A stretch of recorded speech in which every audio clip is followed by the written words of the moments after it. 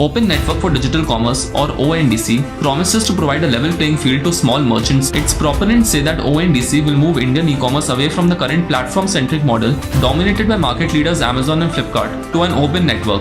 When the ONDC comes in, there's a possibility that even a very small retailer would be able to be visible immediately on multiple platforms. The government-backed Open Network for Digital Commerce or ONDC was launched last week in select cities. Mentored by Nandan Nilikani, ONDC is a not-for-profit system which the government believes will be a game changer.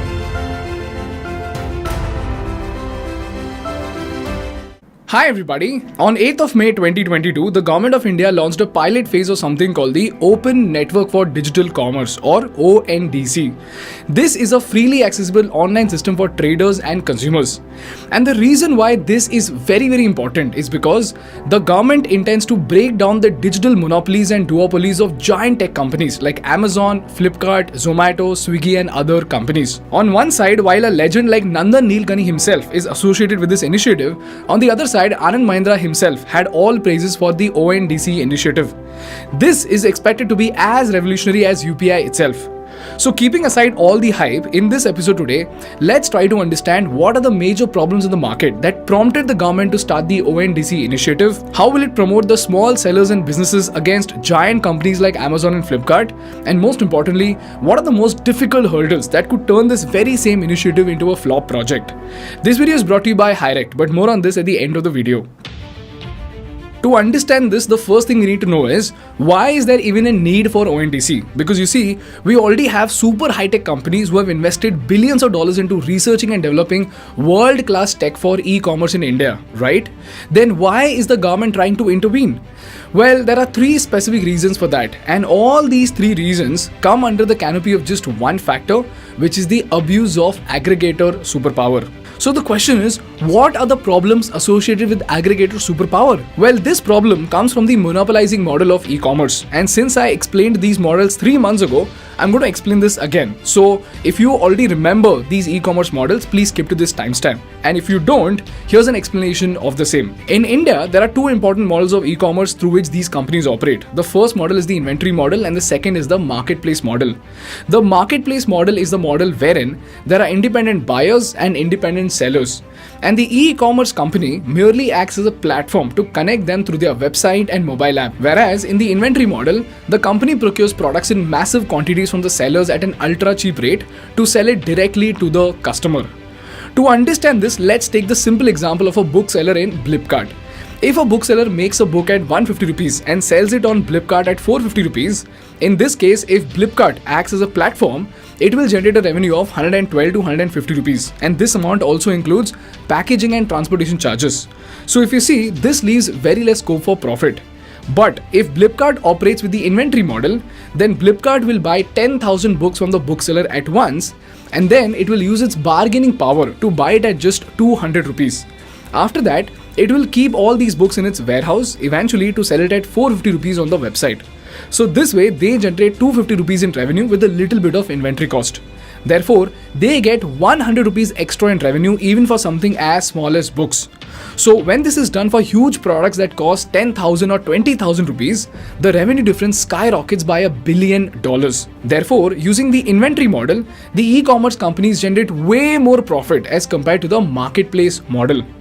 So if you see, if an e-commerce platform wants to make money, it by default has to buy products at a dirt cheap cost and then increase its own margins. In case of Amazon, Amazon had two companies called Apparel Retail and Cloudtail. These are nothing but huge sellers through whom Amazon bought its products, stored them and sold them in the market.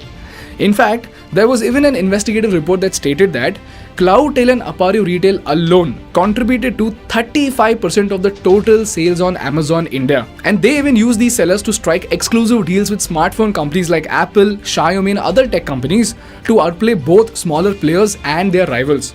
But in 2016, the Government of India came out with a regulation which stated that Amazon and other foreign e-commerce companies cannot use the inventory model and must use the marketplace model to operate in India. So if you're a seller on Amazon, you don't have to worry right now because it's relatively safe to sell on Amazon. And even right now, Amazon and Flipkart both are incredible platforms to build your D2C brand.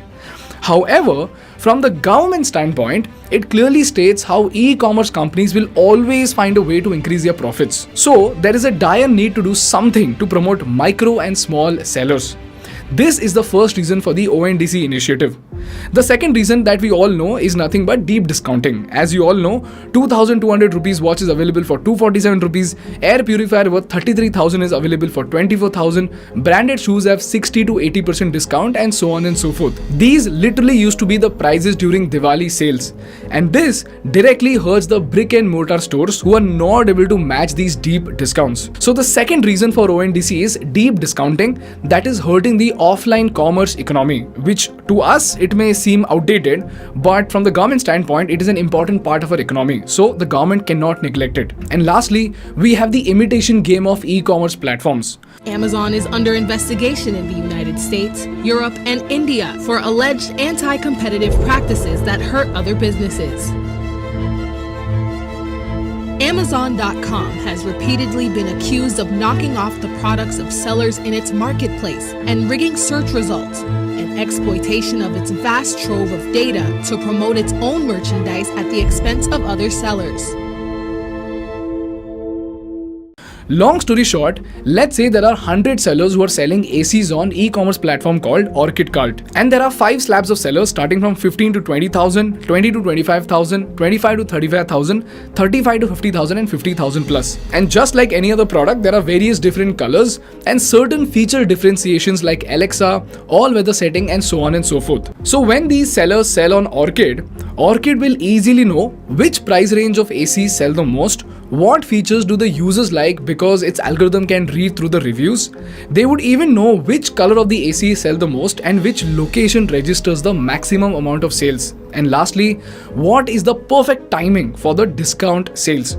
So after reading through this enormous amount of data, Orchid would know that in Pune, white color AC with 25 to 30,000 price range registers the maximum sales with the favorite feature being Alexa.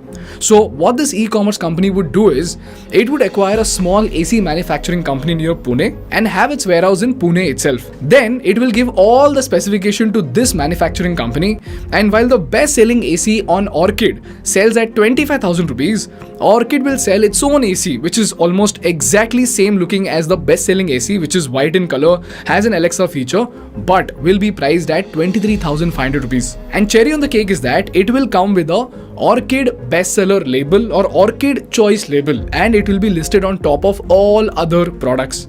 And the best part for Orchid is that since their warehouse and maximum sales both happen in Pune itself, they will easily be able to undercut other competitors in terms of delivery fees also. So obviously, considering the price sensitive market of India, people will buy the Orchid choice products instead of other companies' products. In case of Amazon, a Reuters report states that Amazon studied several best-selling brands in India like Louis Philippe, Accenture and John Miller, and they launched their own brand called Symbol. And Symbol even today is such a best-selling brand that there was a time wherein 11 out of the top 25 best-selling formal shirts in the men's category was from Symbol. I'll attach a detailed report for you in the description so that you can read through this investigative report and understand how exactly these e-commerce companies do it. These are the reasons why the government is actually launching the Open Network for Digital Commerce. So let's try to understand how is the government trying to solve this problem using the ONDC initiative. The ONDC is basically a three-legged tool. First is discoverability. The second leg is open protocol for e-commerce platforms and interoperability. And the third leg is price comparison. So let's try to understand each one of these legs using a scenario. Let's start with the first leg, which is discoverability. Today, if you want to shop for a hair dryer, you will either look for it on Amazon or Flipkart. Why only these apps? Because you've downloaded them, you've fed your card and address details in it. So by default, because of this investment that you've made, you will rarely consider the possibility of going elsewhere. And more importantly, if you've got Amazon Prime, then the question of Flipkart also doesn't come into play. But with ONDC, if you look for the term hair dryer, you will see the hair dryers from hundreds of other e-commerce platforms. And here's where you might discover an enterprise like eSamuday, which is a tech startup that has digitalized your local electronics store in your neighborhood. You can buy a local make hair dryer at dirt cheap cost and even get it delivered within just 2 hours. So in short, you will have a unified search feature wherein you can get the products from all e-commerce sites without having to download them and without having to switch from one site to the other. And this brings us to the second leg, which is interoperability. For this, let's take the simple example of delivery choice. Let's say you want to order dal makhani. Now, when we use Zomato, although Zomato gives us an amazing advantage of getting all the restaurants listed on a single platform, if Zomato decides to charge a high delivery cost, then you can't do anything. And this is because Zomato might have lesser delivery boys in a particular area. And if Zomato does not have any delivery boys in that particular restaurant's area, then you cannot place the order. But with ONDC, even delivery companies will be listed along with aggregators, customers and restaurants. So ONDC will tell you that Zomato's valet are not available, but Dunzo delivery agents are available in that area. So you can place your order through Zomato but have it picked up by Dunzo. Or you can directly ask your Dunzo or any other delivery partner to pick up your order from the restaurant. Similarly, you can place your order through e-Samudai, which has all the mom and pop stores listed, and get it delivered by Dunzo. So this way, there is a huge lacuna that the delivery companies can actually fill in, which will further prevent companies like Zomato and Swiggy from monopolizing the delivery space. And lastly, we have the Trivago feature, which is nothing but price comparison. क्या आपने कभी online hotel search किया है? नहीं. Long story short, if you remember, there was a time when hundreds of websites had hundreds of hotels listed with different prices.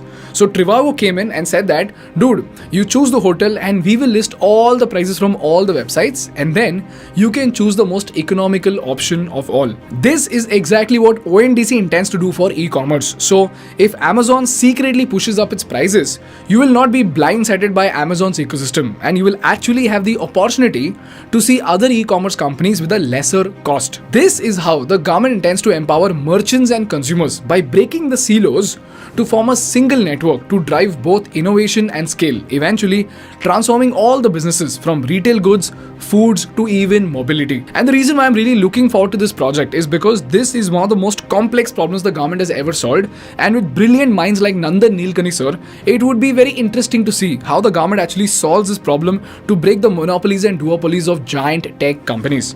And this brings me to the most important part of the episode, and that are the hurdles that the government has to actually overcome in order to make the ONDC initiative successful, and where does my skepticism actually lie. But before we move on, I want to thank our partners Hirect for supporting our content. People, one of the most frustrating things for a job seeker is not finding the right job, but the pressure of looking for a job with endless interviews, dealing with agents, and too much of tedious work to handle, even if they have the right skill sets for the job. But that's where our partners Hirect come in. Hirect is a direct hiring app. So here, you can directly chat with the team leads and HRs without any middlemen or consultants to actually annoy you. And once you create a profile on the app, the algorithm matches your profile with more than 120,000 startups that are hiring on the platform. And it will eventually match you with the relevant job profiles. All you have to do is just click on the special link in the description and download the Hirect app to find your ideal job. Moving on to my points of skepticism, the first thing we need to understand is the fact that the biggest factor for e-commerce companies' success is not their product, but their suitable listing based on consumer preferences. And in our case, we being YouTube creators, we often complain about the fact that the video listings on YouTube is not done equally. As in, mega creators are given way more preference, or entertainment content is recommended way more than educational content. But if you look at it from the perspective of an engineer who's actually working on this problem, if I give you 10,000 videos and I give you only 100 slots to list them, obviously you will list them on the basis of comments, likes and views, right? So the scarcity of screen space itself brings in inequality. Similarly, a seller with maximum reviews, maximum sales will obviously get listed way ahead of the smaller sellers, because when it comes to those sellers, the possibility of sales is way higher. So listing in itself drives inequality. So I don't know how this is going to be tackled by ONDC. Secondly, when price comparison is done like Trivago, on the outside it might look like an amazing idea. But if you look at the fighters in this price war, you will see that we have big companies like Dunzo and Zomato, and on the other side, we've got smaller local aggregator services. Now over here, Zomato or Dunzo would take another $1 billion funding, and it will undercut all its competitors, by which these smaller players will be forced to actually decrease their costs. Eventually, those companies will drain out of cash and then be out of business. So this way, the purpose of price comparison could be defeated if bigger players engage in predatory pricing. And lastly, after all the cash drain that Amazon, Zomato and Swiggy have engaged in, after they have spent thousands of crores with the hope of becoming profitable, now the government itself is actually closing down their avenues of profits, and this could be a disaster. For example, Zomato now cannot open up its own cloud kitchen because it apparently looks like anti-competitive. Zomato has a good chance of making money through delivery because it could use its platform advantage to actually rack up the prices. But now, through ONDC, it might have to compete with Dunzo. So even delivery price has to go down. So at the end of the day, this gold mine of data that Zomato, Swiggy and Amazon like companies have, that's not being unleashed for profit at all. And this creates a paradox. So if these companies run profitably, sellers and restaurants might face losses. But if they don't run profitably, since they have $1 billion funding, the logistics companies and the small aggregators will face losses. And I have no idea how ONDC is going to solve these problems. So if you know the answer to the same, I would love to know about it in the comment section. That's all from my side today, guys. If you learned something valuable, please make sure to hit the like button in order to make YouTube Baba happy. And for more such insightful business and political case studies, please subscribe to our channel.